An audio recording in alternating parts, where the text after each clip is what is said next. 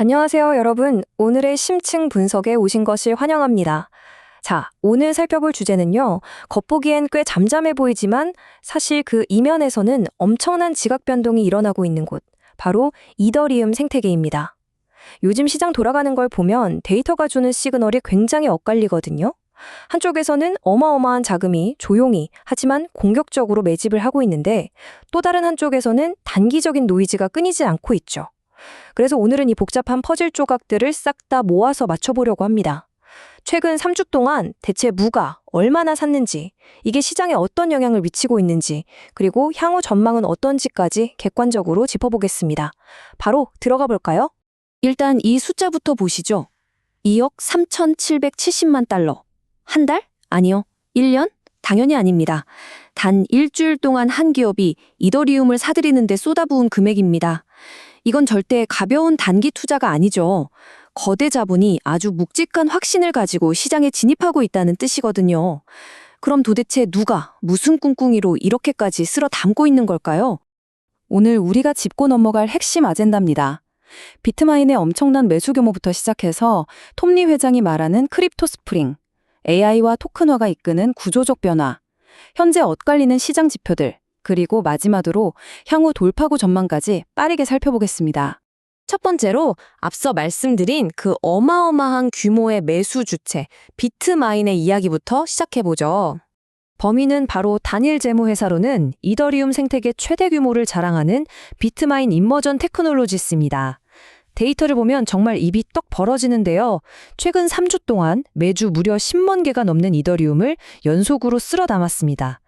1주차에 10만 1901개, 2주차에 10만 1627개, 3주차에도 10만 1745개를 샀죠. 게다가 진짜 주목해야 할 포인트는 이 중에 1만 개짜리 거래 2건은 이더리움 재단하고 직접 장외 거래, 즉 OTC로 다이렉트 매수를 했다는 거예요. 재단은 이 돈으로 커뮤니티 지원 같은 걸 하고요. 그러니까 이건 그냥 거래소에서 샀다 팔았다는 수준이 아니라 생태계 깊숙한 곳까지 들어가서 뿌리를 내리고 있다는 뜻입니다. 자, 이 차트가 보여주는 현실이 진짜 소름 돋습니다. 현재 비트마인이 전 세대 이더리움 유통량의 4.29%를 쥐고 있어요. 개수로는 518만 개가 넘습니다. 이 회사의 궁극적인 타겟이 전체 물량의 5% 축적인데 벌써 목표의 86%를 달성한 상태예요. 일개 기업이 글로벌 암호화폐 공급량의 5%를 목표로 한다는 거 진짜 전례를 찾기 힘든 어마어마한 장기적 확신이 없으면 불가능한 일이죠. 근데 여기서 진짜 흥미로운 반전이 나옵니다. 사실 비트마인은 이더리움 가격이 4,900달러를 넘던 예전 고점 부근부터 매수를 시작했거든요. 그래서 지금 장부상으로는 약 60억 달러의 미실현 손실을 껴안고 있습니다. 와, 보통 이러면 패닉셀 나오잖아요. 근데 이 사람들은 꿈쩍도 안 합니다. 왜냐고요? 바로 스테이킹 전략이 있기 때문이죠. 자기들 보유량의 84%를 메반이라는 자체 플랫폼에 묶어두고 여기서만 연간 2억 9,700만 달러의 수익을 꼬박꼬박 내고 있습니다. 당장 가격 떨어지는 건 신경 안 쓴다는 거예요. 네트워크 보안에 기여하면서 장기적인 현금 흐름을 쭉쭉 뽑아내고 있으니까요. 결국 기관들은 단기 펌핑이 아니라 인프라 그 자체에 베팅했다는 게 여기서 확실해지는 거죠. 이어서 두 번째 주제, 거시적 배경을 설명해줄 톰리 회장의 크립토 스프링에 대해 알아보겠습니다. 대체 무슨 근거로 기관들이 이렇게 확신에 차 있을까요? 톰리 회장의 이 멘트가 상황을 아주 정확하게 요약해줍니다. 크립토 스프링, 즉 암호화폐의 봄은 이미 시작됐는데 대중들의 심리는 아직 약세장에 갇혀 있다. 전문가 입장에서 보면 이게 사실 전용적인 상승장 초입의 시그널이거든요. 최근 한 달간 이더리움이 14%나 올랐는데도 여전히 시장에는 회의론이 많죠. 바로 이 갭, 가격은 펀더멘탈을 따라 움직이는데 사람들의 마음은 아직 과거의 겨울에 머물러 있는 지금이 바로 크립토 스프링이라는 겁니다. 세 번째 주제, 그렇다면 이 봄을 불러온 진짜 구조적인 힘은 뭘까요? AI와 토큰화 이야기로 넘어가 보죠. 월가와 기관들이 확신을 가지는 진짜 이유, 크게 두 가지 엔진이 돌고 있기 때문입니다. 단순 기대감이 아니라 구조적 수요가 뒷받침되고 있다는 건데요. 첫 번째는 월스트리트의 토큰화입니다. 전통 금융자산들이 블록체인 위로 쏟아져 들어오고 있어요. 실제로 미국 중앙예탁청산기관인 DTCC 같은 곳이 수경 원에 달하는 자산을 블록체인으로 옮기려고 테스트 중이잖아요. 그리고 두 번째 엔진, 이게 진짜 핵심입니다. 바로 에이전틱 AI 시스템의 등장입니다. 에이전틱 AI가 뭐냐면 스스로 판단하고 알아서 행동하는 자율 AI 시스템을 말합니다. 자, 생각해 보세요. 이 똑똑한 AI들이 자기들끼리 가치를 거래하고 계약을 맺어야 하는데 특정 대기업이 스위치 하나로 꺼버릴 수 있는 중앙화된 서버를 믿을까요? 절대 아니죠. 조작이 불가능하고 365일 24시간 돌아가는 이더리움 같은 중립적인 탈중앙화 인프라가 반드시 필요해집니다. AI 생태계가 커질수록 이더리움 네트워크의 수요가 폭발적으로 증가할 수밖에 없는 명확한 이유가 바로 여기에 있는 겁니다. 자, 그럼 네 번째로 현재 시장에서 나타나고 있는 아주 엇갈린 지표들을 좀 뜯어보겠습니다. 지금까지는 기관들의 장밋빛 뷰를 봤다면 솔직히 지금 소매 시장, 즉 개인 투자자들의 현실은 좀 다릅니다. 이 표를 한번 보실까요? 비트마인 같은 기관들은 장기 현물을 사 모으고 스테이킹하면서 묵직하게 가고 있는데 소매 시장은 완전히 단기 선물이나 파생 상품에 몰빵되어 있습니다. 유동성에 따라서 아주 빠르고 얄밉게 치고 빠지는 거죠.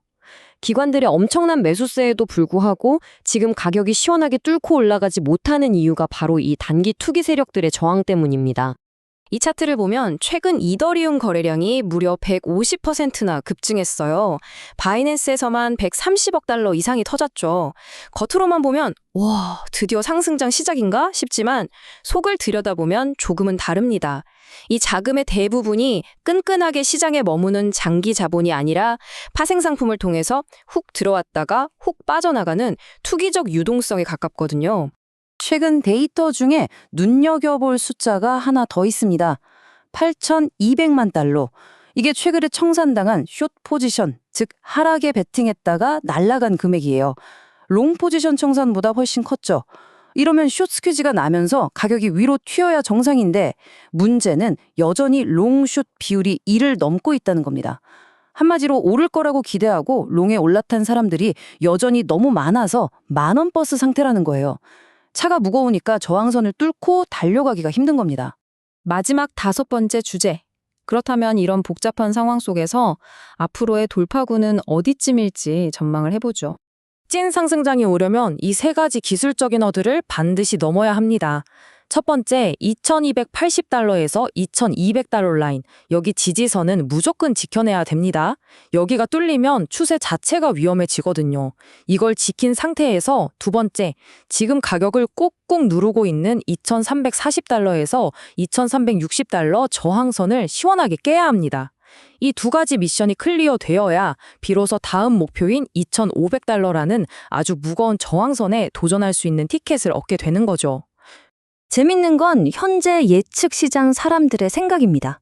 시장 참여자의 무려 60%가 단기적인 흔들림에도 불구하고 1,500달러로 덤핑되기보다는 3,000달러로 펌핑될 확률에 돈을 걸고 있습니다. 한쪽에선 비트마인처럼 매주 엄청난 물량을 쓸어담는 기관이 있고 다른 한쪽엔 짧게 치고 빠지는 단기 노이즈가 가득하죠. 과연 최후의 승자는 누가 될까요? 톰리 회장 말대로 이미 트인 크립토 스프링의 새싹이 이 단기적인 비바람을 뚫고 어떻게 만개할지 앞으로 시장을 지켜보는 게 아주 흥미로울 것 같습니다. 오늘 심층 분석은 여기까지입니다. 시청해주셔서 감사합니다.